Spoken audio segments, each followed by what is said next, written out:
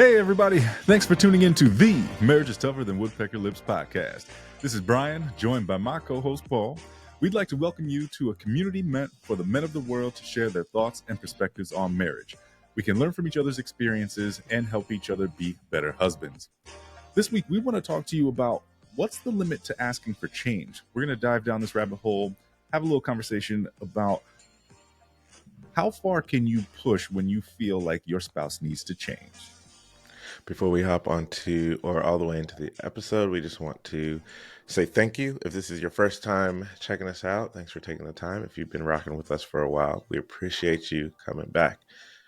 If you would like to lean into community with us, we just ask you to search for Marriage is Tougher on all social media platforms, Instagram, YouTube, Facebook. And also you can go to marriageistoffer.com if you'd like to be a guest. We have a form that you can fill out, name what you'd like to talk about.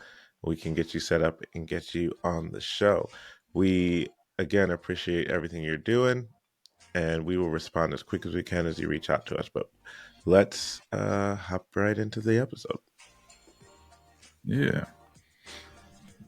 So what's the limit for change, man? I know we have certainly mentioned quite a few times that we've gone through quite a few changes, especially over the course of creating this podcast.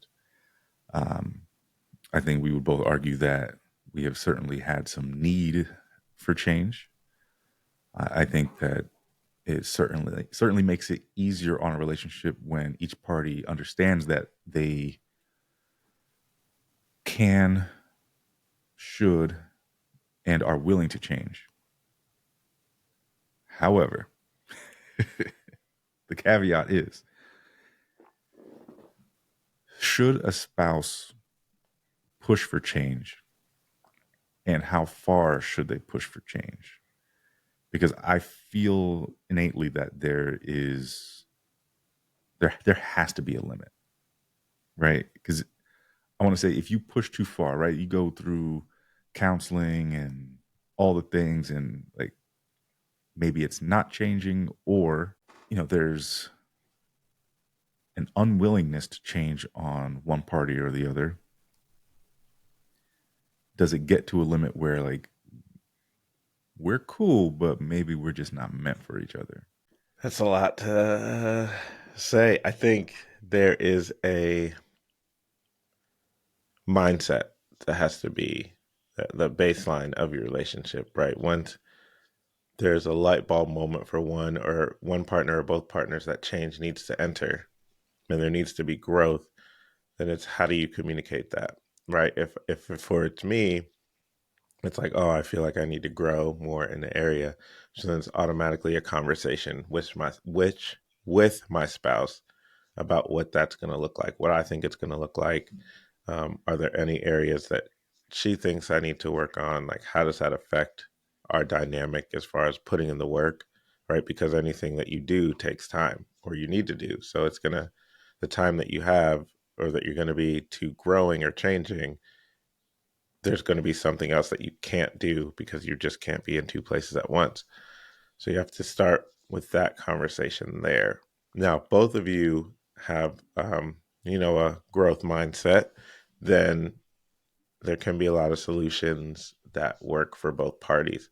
But if it's just one of you, either one that is, hey, I need to change, or the other that's like, hey, you need to change, there can be some friction there that wouldn't allow that to be as smooth as it could. And then the ultimate, is there too much? I think that depends on where you want to go.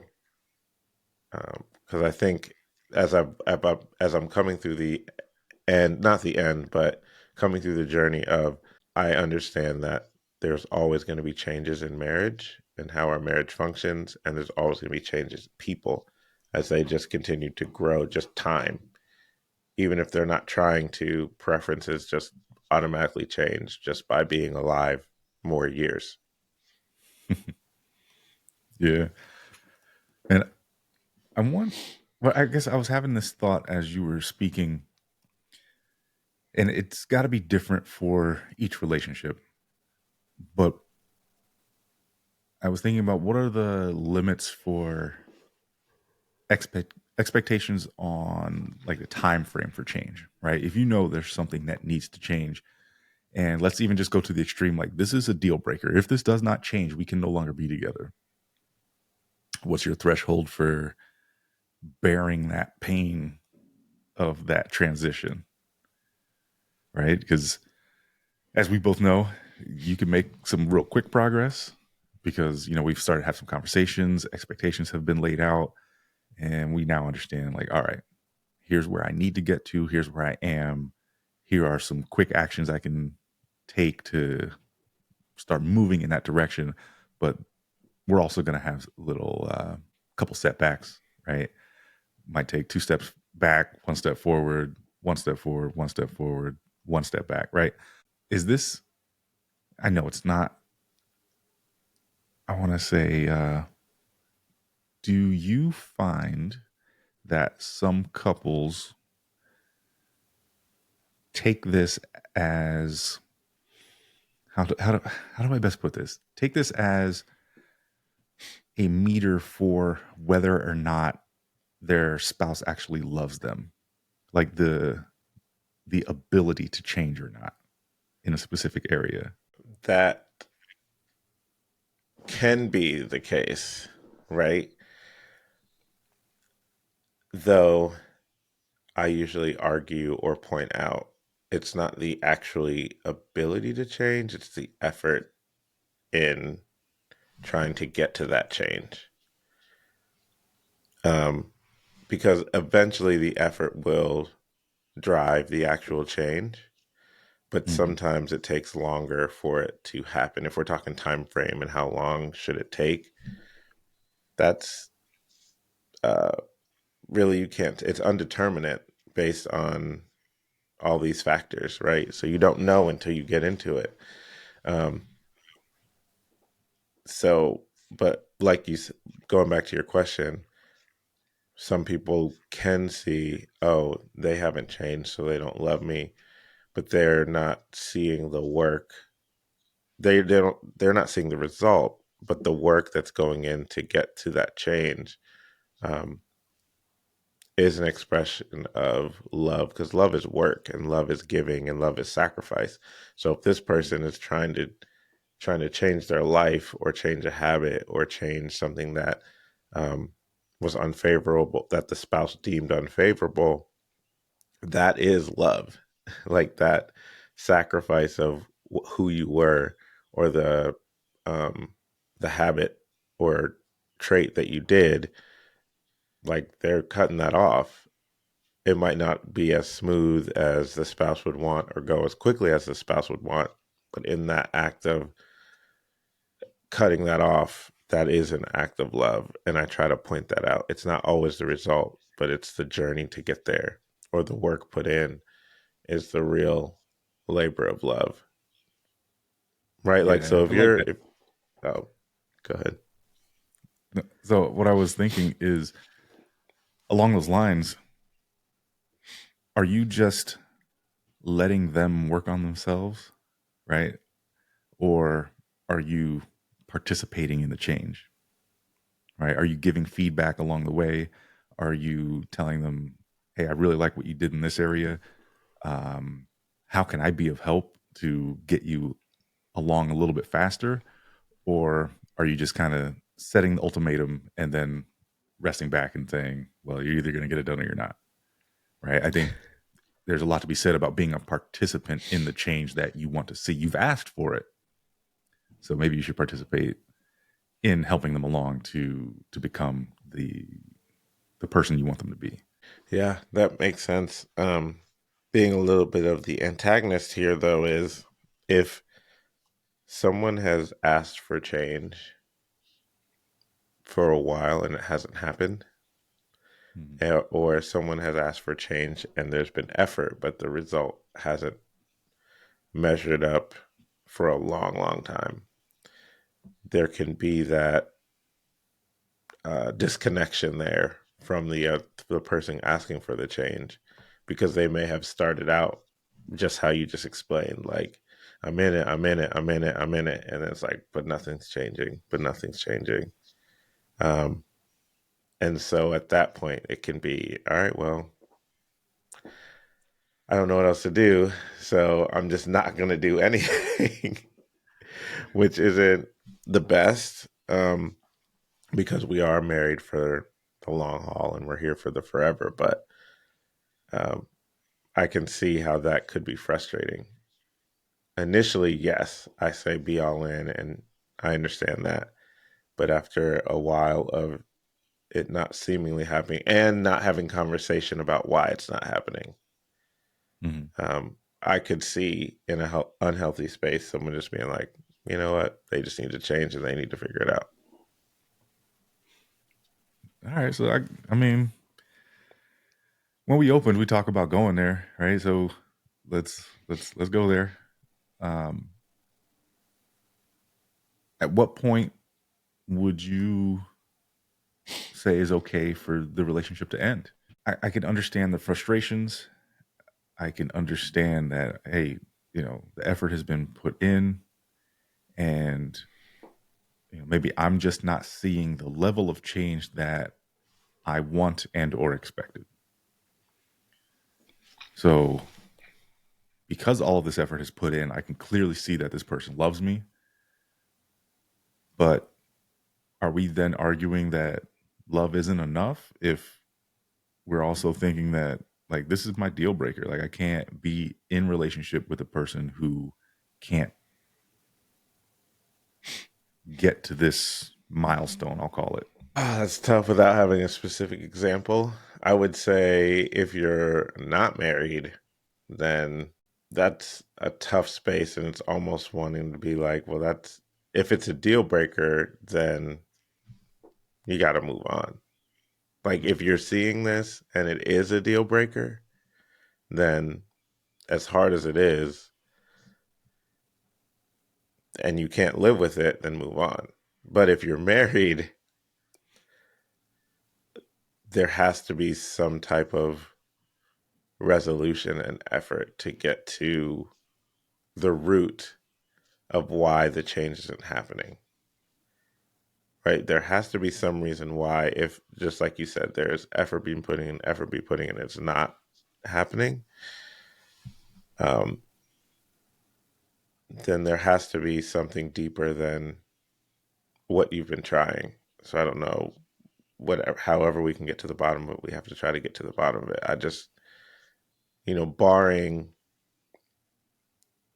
I don't know, it's interesting to think about how you got to this being a deal breaker if you're married. Mm-hmm. You know what I mean? Because the deal breakers kind of should already be laid out by that point. You would think. Yeah. But And like, yeah, yeah. I mean, once you, so, to me, I would say if it's not, some type of breach of the marital contract, like mhm. if there isn't abuse, if the person is like just not engaging, like if they're like, yeah, like, you know, I'm not going to do life with you anymore, like then that. But if there is effort, there is hope, right? It's just finding how to get there, in my mind. Mhm. So if you haven't emotionally just stopped, if you haven't physically stopped, if you haven't, cheated, I don't know if there's, once you're already married, if there is a good place to say, we're just not compatible anymore, for me.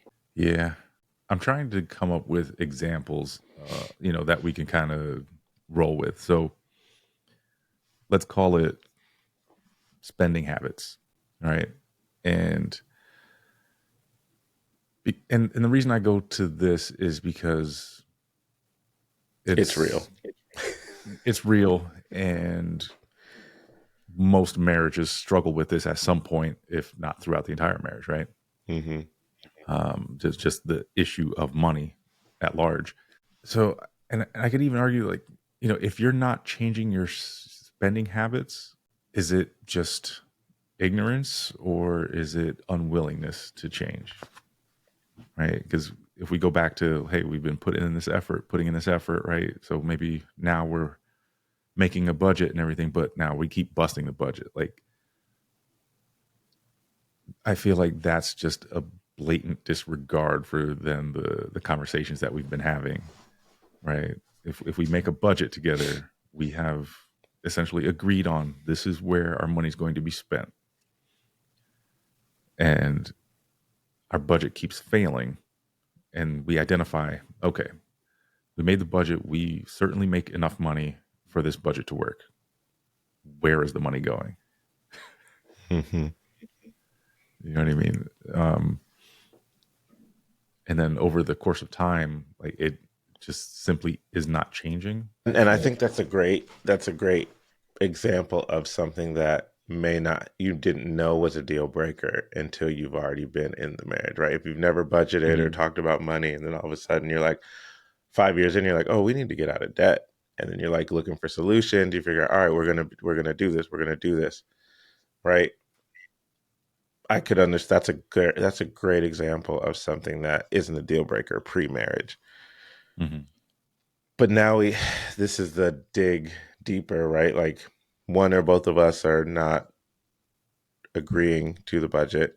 So there's a self control issue there. Um, so now we have to figure out how do we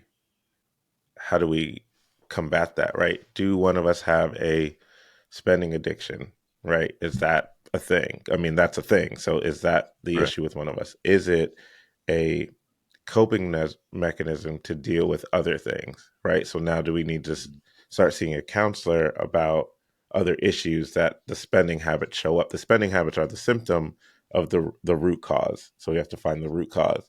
Um, are we even just like, do we only talk about this on the certain times that we deem that, or is it always front of mind, right? Do we have to shift our mindset or our importance of the things we think about? Do we need to put more systems in place, right? So, and I think, you may have tried all these and come to the end of the rope, but I feel like there's still an exhaustive list of options that you can try, even if it seems like it doesn't work. Case in point, like my wife and I, we've been on a parallel track probably for the last, you know, 3 or 4 years, but we finally got on like the perfect track, you know, only recently within the last 6 months, right? So we'd still been ebbing and flowing with how adherent we'd been to the budget. And it was something that just hung over our marriage. Like, man, this is not where we want to be. We want to be synced and in step. And then we finally got in step, recently. Um, so I understand especially for this example, how it can take a long time. And if one of us had got super frustrated and be like, this is it, like we just need to stop, like that would have been devastating because we would have never tasted the fully aligned version of what that looks like. Um, Mm-hmm. so I understand that's a real thing. And fortunately for us, we're healthy in a lot of other areas. So that kind of withstood us not being in step here. But if you have some holes and some cracks in your other marriage pillars or other things, I could see how that could be a detrimental thing. All that to say, to say we're not compatible or to call it quits, I think you have to exhaust every option that you can think of, um, and be open to understanding there may be some deep rooted issues that are not seen that contribute to whatever the blockage is that's happening in that certain situation. That's right. Especially exhausting every option, every amount of effort, willingness that you have to correct the situation. Right. I mean, that's the heart of marriage is we're in this until we cannot any longer. Um, I don't personally, I don't see a scenario where I could give up. Right? That's the promise I made. And I mean, I know it's largely my personality, somewhat as a people pleaser, I guess, but I find it difficult to set aside my own expectations of delivering on something that I said I would do. So you know, I would take it as a personal failure, which I don't do well. All right. And just considering how important my marriage and relationship and, setting up ourselves as an example for our children, how important all of that is to me. Set aside, I really don't care what the image is to the external world, but the success of my family is what is paramount. And I just can't sit here and readily think of a scenario where I would set aside my marriage because I can no longer wait for a change to occur. Right now, that's discounting things that I haven't been through yet. Right, like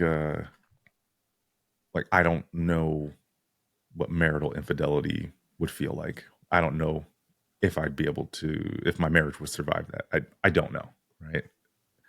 Um, but when it comes to like the financial things that we've been through, um, job changes and how we interact in the home, whose tasks are whose, as far as, you know, we'll just call them home chores, right? Mm-hmm. These are all things that we've been through. These are all things that we've had to change through. These are all things that we've had to have conversations about. These are all things that we've had to put processes in place. These are all things that we are still currently working on, adapting our processes and, more or less just making sure that, like you said, we stay in step by having those conversations and by being willing to change when change needs to happen. It's an ongoing process. Yeah, I think being open to change allows for no limit for asking for change or being asked for change. I think the only way, or not the only, but one of the ways where it seems limiting is if you're not open to continually change and continually progress. And a way to combat that is with constant communication of what can I get better with? How can I be better? How can we be better? What do you see in me that needs to be improved? And then going for it. And it feels to me like those that are open for change make the change happen. So, Yeah. and the more that you change and the more that you grow, the more that you see that you need to grow and continue to change. We're not talking about change just for change's sake and not like preference changes, but more growth changes that impact our marriages to win, not just preferences, but real improvements within ourselves and our spouses and our marriages uh, to continue to progress. Yeah. I feel like we may have just changed the topic of this episode to Kaizen marriage, Maybe. continual improvement in your marriage. That's all I got on it, though, man. I think we hashed this out pretty well, and we're at time. Yeah. So if you have any thoughts on this, please reach us. Searching Marriage is Tougher at any of those social media channels. Um, we respond pretty well on Instagram, or you can reach us at marriageistougher.com. And again, hit that contact form and fill that out. And you can leave any comments that you like, as well as see all of our episodes and kind of get a better feel of where we're thinking on things. So we appreciate you for taking time, and we will chat with you next time. Peace.